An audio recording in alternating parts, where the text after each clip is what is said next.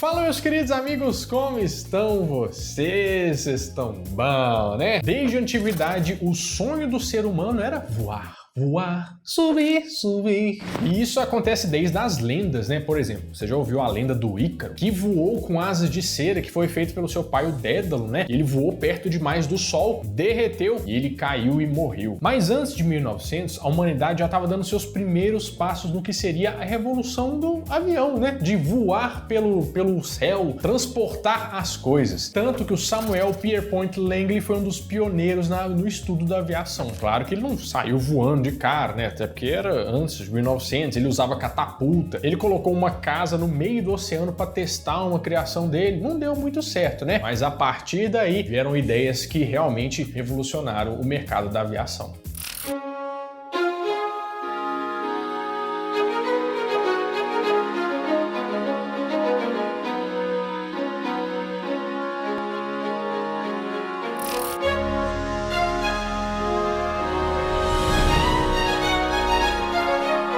No dia 9 de dezembro de 1903, o Samuelzinho colocou no ar o Air Dome 3, né? Que era um teste muito bem feito, mas que flopou miseravelmente. Mas 8 dias depois, tinham duas pessoas que começaram os testes mais promissores, que eram o Orville e o Wilbur, mais conhecidos como Irmãos Wright, que tem toda aquela treta que você já deve ter ouvido falar dos Irmãos Wright. Foram eles que fizeram o avião, foi o Santos Dumont, foi o Papa Francisco, cada um fala um negócio, né? É verdade. A gente pensa que é uma treta que só a gente tem, mas na verdade eles têm uma treta, o pessoal dos Irmãos Wright tem uma treta com o Samuelzinho também, porque fala que ele roubou o projeto, ou um roubou o projeto do outro, mas isso é secundário. O grande lance foi que os Irmãos Wright fizeram um voo, mas só que um voo catapultado, ou seja, eles não usaram a força do próprio avião para levantar voo, e isso que levanta algumas especulações sobre eles não serem o primeiro a ter inventado avião, né? Além de não ter testemunha nenhuma desse voo, não foi gravado. Já em 1906,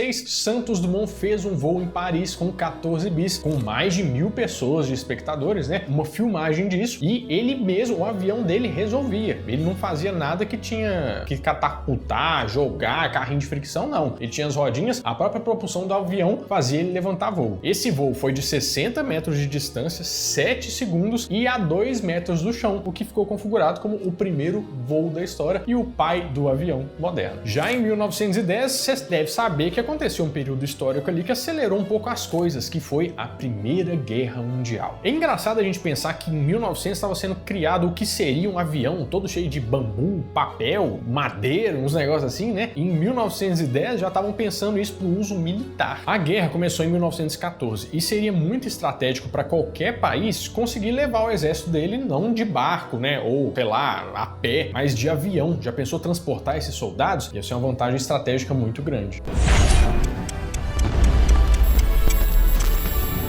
Em 1911, a Itália fez o primeiro avião para uso militar. Já em 1915, o Hugo Juncker, que era alemão, fez o primeiro avião com estrutura metálica. Não era só mais uma casa de pau a pique, não. Agora o negócio era resistente e ele ia pra guerra. Bora! Você quer ver essa p***? Uma particularidade dessa época é que os aviões, eles não vinham equipados com arma a princípio, né? Todo mundo recebia o avião e uma arma. Então você tava lá no ar e tal, do nada você, eu vou pegar esses malditos, e tirava a sua arma. Você dirigia e atirava. Mas alguns modelos, nessa década mesmo, já começaram a implementar as metralhadoras, que também não eram muito práticas, mas já ajudava bastante você não ter que sacar uma arma, né? Já na aviação comercial, os primeiros aviões mostraram um requinte, né? Porque se você lembrar que a gente tá falando da década de 1910 e você lembra do Titanic, que era todo chique, né? Madeira, aquele povo rico falando, né? Era mais ou menos aquilo, só que no ar. O lado negativo é que eles investiam muito nessa coisa, mas os aviões não eram muito confortáveis, eram barulhentos e também não tinha isolamento de nada, ou seja, era uma bicicleta voando. Já em 1920 a coisa começou a evoluir, porque esse foi o período sem guerra, que foi o ano de ouro da evolução da aeronáutica. Os governos começaram a investir bastante nessa tecnologia, né, para deter um poder para, quem sabe, acontecer uma outra coisa, eles estarem preparados. Inclusive, em 1927, uma companhia muito famosa aqui no Brasil e que foi uma das maiores do mundo surgiu, a Aviação Aérea Rio-Grandense, também conhecida como Varig. Para Porto Alegre, Voe sempre pela Varig. Com o melhor serviço de bordo, a tradicional cortesia da Pioneira, os melhores horários e as mais modernas aeronaves. E foi nesse mesmo ano em que foi feito um voo do Rio de Janeiro até Florianópolis, levando o ministro da aviação, né? Que era uma coisa meio inaugural para mostrar que o Brasil tinha entrado no páreo. Voltando um pouco em 1921, era a primeira vez que o avião de passageiros tinha um banheiro a bordo, então nem sempre você pode fazer suas necessidades voando, né? Mas é na década de 30 que as coisas começam a revolucionar de fato, né? Porque quem tá viajando de avião agora precisa de um certo tipo de entretenimento, que até então não tinha, fora o chazinho, o lanchinho, né? Nessa época os lanches eram banquetes, era muito legal, muito chique. Mas foi a primeira vez em que eles usaram telas de projeção para passar produções cinematográficas enquanto a gente estava lá voando. Outra coisa que eles faziam também é passar o rádio ao vivo. Não era uma coisa muito, assim, pequena, portátil, era um radião, uma radiola grandona mesmo, passando as estações de rádio, né? Mas já era uma coisa pra você distrair. Tanto é que os aviões não eram tão rápidos assim, né? Demorava bastante mais pra você chegar e faziam várias paradas. Mas um dos aviões que revolucionou o mercado e trouxe mais aproximado do que a gente tem hoje como experiência de voo é o Douglas DC-3, que foi um modelo, assim, que vendeu pra tudo quanto é lado. Além da resistência, da maior quantidade de passageiros, ele também tinha uma maior conectividade pra época, né? Que a gente fala, que ele podia se comunicar com a base, ele já tinha mais instrumentação de voo. Então foi assim, se você ver a foto dele, você vai ver que ele tem o indício do que viria a ser a aviação hoje em dia. Nessa época ele tinha 24 lugares e ele podia viajar a 320 km por hora. Parece muito, mas para um avião, na verdade, isso é bem pouco. Mas agora a gente chega numa década muito importante, que é a década de 40. Porque a década de 40 tem o quê? A Segunda Grande Guerra. A essa altura do campeonato, tinha avião para dar com pau. Todos os países já tinham a sua frota, né? E isso fazia o conflito ficar muito mais rápido e muito mais perigoso, inclusive. Um grande destaque dessa época, já até tinha na Primeira Guerra, mas os porta-aviões foram usados com muito mais, assim, muito mais poderio bélico, né? Porque ele é um negócio muito estratégico. Se você vai atacar um país, você deixa o seu porta-avião com seus aviões todos estacionados ali, para você fazer estratégia de invasão, de ataque, de qualquer coisa. Então, não chega a ser um avião, mas ele faz parte da tecnologia dos aviões. Mas o que marca a guerra com os aviões é a invasão de Pearl Harbor, o ataque a Pearl Harbor, né? Pra você que não sabe o que é a história, só viu o filme, deixa eu te explicar. É o seguinte, ó, até então, num determinado ponto da Segunda Guerra, os Estados Unidos eram neutros, né? Eles estavam lá de boa. E os soldados estavam lá de boa na base deles em Pearl Harbor, que ficava no Havaí. Só que eles estão vendo os aviões japoneses zanzando. O que eles não sabiam é que os japoneses estavam querendo tirar as coisas militares dos Estados Unidos da reta para poder seguir com os planos deles. E aí, sem explicar, sem avisar antes, que é uma coisa comum de você fazer, eles foram e atacaram essa base em Pearl Harbor. Aí, meu filho, o caldo entornou com os Estados Unidos e foi aí que eles entraram na guerra para valer. Um avião que infelizmente ganhou muito destaque nessa época foi o B-29 Bomber, que foi o modelo responsável por jogar as duas bombas de Hiroshima e Nagasaki e trazer um capítulo muito triste para a Segunda Guerra Mundial, que já era bem triste. Já em 1950, a aviação estava de vento em popa, entendeu? Pois é. Porque a guerra acabou e depois de uma guerra, muitas tecnologias são elaboradas para isso, né? Então a gente tem um desabrochar de tecnologias, né? Tanto que em 1952 veio o primeiro avião comercial a jato, que você já deve ter ouvido falar muitas vezes, né? Que era o Havilland Comet, que não deu muito certo, mas serve para a gente ilustrar bem o que é a tecnologia a jato. Tecnicamente, até então, os aviões só tinham aquela tecnologia de hélice, né? Que a gente vê no Pica-Pau, vê em todos os desenhos animados. Tecnicamente, na turbina a jato, a gente pega esse ar que está vindo, coloca pelo ventilador para dentro. Esse ar, ele é comprimido, faz uma pressão, ele sofre uma combustão lá dentro, numa parada que tem. Esse ar é aquecido e ele sai com muita pressão, o que dá um empuxo para os aviões terem força para voar, né? E isso revolucionou totalmente o mercado, porque as viagens ficaram muito mais rápidas. Mas outro personagem também entrou forte nessa época, que foi a Boeing, que fez o seu primeiro avião comercial a lava-jato, que era o Boeing 707, que foi assim vendido a dar com pau também. E outra coisa também foi criada, sabe, Bárbara, nessa época, a distinção de classes. Porque antigamente viajar de avião era um luxo, era assim, talheres de prata, comidas, banquetes, só os ricos faziam. Mas criaram a classe econômica, né? Separaram a gente, Bárbara, deixaram a gente voar igual ônibus lotado. Já a década de 60 veio para mostrar que a gente podia fazer mais com uma tecnologia melhor. Foi aí que foram lançados os aviões comerciais supersônicos. O que você pensa de supersônico? Supersônico é aquele avião que vai mais rápido do que a velocidade do som, das ondas sonoras. O primeiro modelo a fazer isso, lançado, foi o Tupolev 144, que era um modelo soviético. Só que ele, na verdade, era uma cópia, porque o governo tava fazendo aquela corrida, né, de tipo assim, a gente tem que lançar esse negócio aqui, tem que lançar isso aqui. Então eles meio que copiaram o modelo do Concorde, que era um avião francês, que esse sim era bem montado e tudo mais. Até que esse avião soviético ele tinha alguns problemas assim que não deixaram ele decolar. Entendeu? O Concorde, para você ter uma ideia, ele, assim, o recorde dele é de mais de 2.000 km/h. Eu tava até vendo um dado que você poderia fazer uma viagem de São Paulo ao Rio de Janeiro em 8 minutos. 8 minutos! O Concorde ficou tão famoso para essa época que até a Iopa fez um picolé em homenagem a ele. Eu não sei se você lembra do picolé Concorde. Olha só. Atenção, senhores telespectadores, vai partir o Concorde, o novo picolé da Iopa. Concorde, o picolé supersônico da Iopa.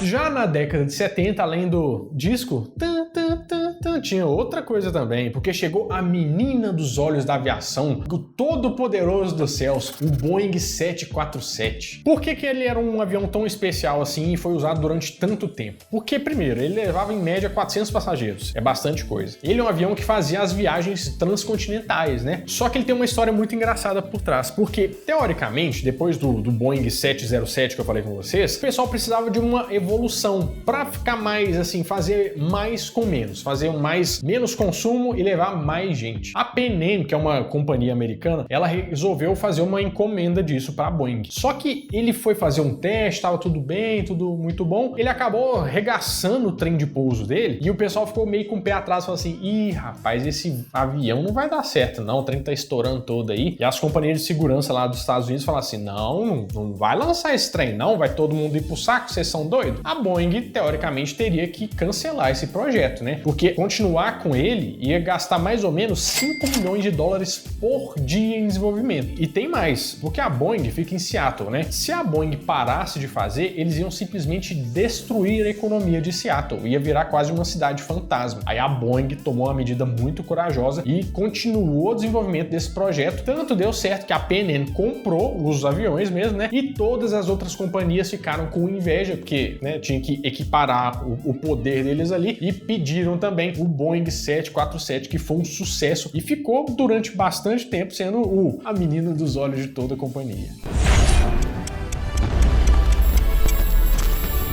Chegando agora aos anos 80. Anos 80 a gente lembra de quê? De agente secreto, de tecnologia, né? E foi isso que eles tentaram fazer com a aviação também. Porque foi a década em que foi lançado o avião mais maluco que já existiu. O F-117 Nighthawk. Nome chique pro avião, né? Bom, vocês devem lembrar da Guerra Fria, né? O pau tava comendo. Os Estados Unidos e a União Soviética estavam meio que mostrando quem era o mais poderoso um pro outro. Falaram assim, aqui ó, o meu é mais poderoso. Não, o meu é mais poderoso. Eles deixaram um pouco de lado a questão da aviação para competir no programa espacial, mas os Estados Unidos não deixou de desenvolver suas armas, né? E o F-117 Nighthawk era capaz de andar furtivamente, né? Ele não era teoricamente detectado pelos radares. E isso é uma coisa muito difícil de fazer, porque pelo que eu tava pesquisando, se você tem uma porca para fora desse avião, ela é detectada pelo radar, né? Então o avião tinha que ser perfeito. E aquele desenho todo dele estranho e tal, era para refletir as ondas de radar. Então era um projeto muito audacioso e que inclusive foi testado na Área 52, que fica próximo à Área 51 ali no deserto de Nevada. Então é legal, né? Porque a gente pensa assim, será que é os alienígenas? Mas não, só o avião mesmo.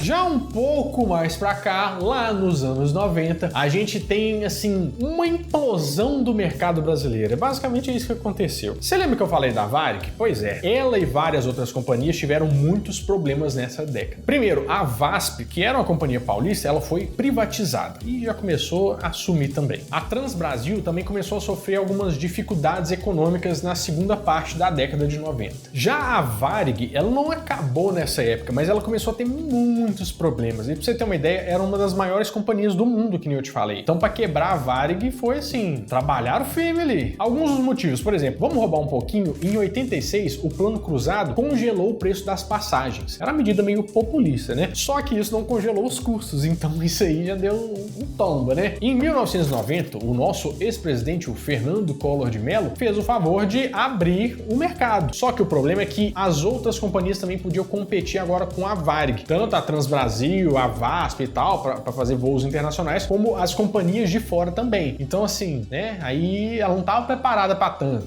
Em 1992, a Varig faz uma dívida gigantesca comprando novos aviões. Você deve imaginar que, né, não era tão fácil assim você fazer uma renovação da frota. Aí em 99 teve a crise do câmbio e tudo que eles usavam era em dólar. E em 99 também a TAM veio aqui, ó, fungando na cangote da Varig. E isso foi um dos fatores que detonou com ela, que era uma empresa, assim, reconhecida pela qualidade. Tanto os custos que ela até tinha algumas coisas mais premium, assim, tipo jantar, talheres, coisas mais de lembranças mesmo, que isso fazia aumentar muito o custo. Hoje em dia a gente recebe um copo d'água, uma bolinha de queijo de 15 gramas, né, mano? 15 gramas e tá bom demais.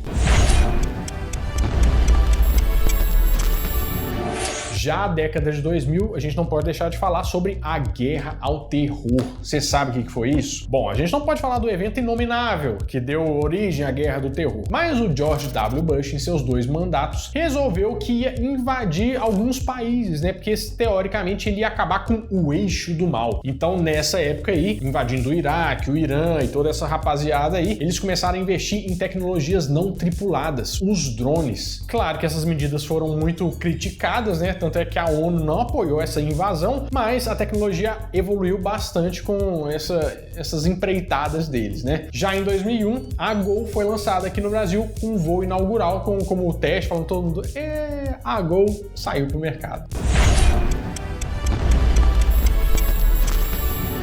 Bom, de lá pra cá, várias evoluções aconteceram, mas evoluções, vamos dizer, no mesmo segmento, né? Mas eu acho que fica muito legal se a gente destacar as tecnologias que estão sendo desenvolvidas hoje e que vão para as próximas gerações. A grande preocupação hoje em dia é a performance e a economia. Claro que a gente saiu lá de 1900, quando o cara colocou uma casa no meio do oceano para jogar um avião numa catapulta. Hoje a gente já tá voando, tem querosene de avião, várias tecnologias. Mas, cada vez os custos aumentam mais. E mais eles dependem tanto do combustível quanto do preço da moeda, do dólar. Isso tudo faz encarecer bastante. É por isso que a gente tá tudo andando assim, ó.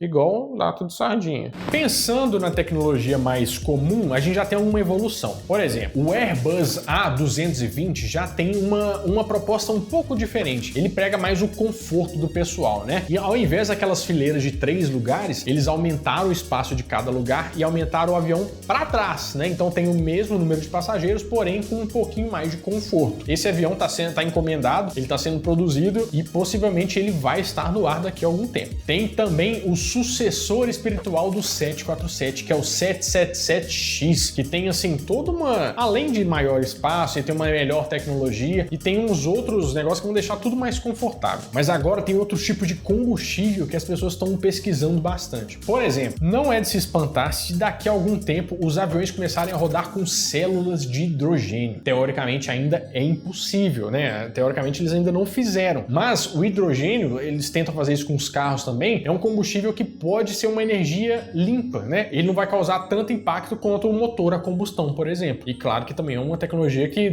barateia bastante, porque o que nós mais temos aqui é hidrogênio. Mais uma coisa que nós já temos hoje em dia é a tecnologia de aviões elétricos. Uma companhia que se chama Alfa Electro desenvolveu um avião que se chama Pipistrel. O nome é meio feio, né? Pipistrel, você viu? O que poderia ser? Mas ele é um avião pequeno, de 2 lugares, que funciona com energia elétrica. E assim, ele é muito simples, ele não faz barulho, Ou seja, é muito mais fácil de manter. O grande problema é que eles ainda estão precisando treinar as pessoas, porque ninguém ainda voou num avião elétrico, né? Fica meio difícil fazer esse desenvolvimento. Mas a proposta deles é que você faça um voo como se fosse um táxi aéreo. Vocês precisam daqui até ali rápido, você contrata eles e vai mais uma pessoa. Eles estão desenvolvendo modelos também que vão caber até 3 passageiros. Então, assim, acho que no horizonte da aviação de 1900 até hoje, a gente tem muito desenvolvimento ainda a fazer, né? Só que eu acho que isso aí tá cada vez mais perto e vai ficar cada vez mais barato pra gente. Talvez sim, talvez não. Mas olha só, trouxe 1900 até hoje pra você, mas eu quero saber o que você quer ver aqui. Qual que é a evolução que você quer ver no 1900 até hoje? Então coloca aqui nos comentários que eu tô esperando pra fazer o próximo. Bom, meus amigos, é isso. Eu espero que vocês tenham gostado muito desse vídeo e qualquer informação aqui, a gente dá um tiro-tema ali com aviões e música, né? A gente também faz essa parceria. Bom, eu vou ficando por aqui, mas toda semana de segunda a sexta eu volto com mais um vídeo quentinho, fresquinho, crocante pra vocês. Então, adeus!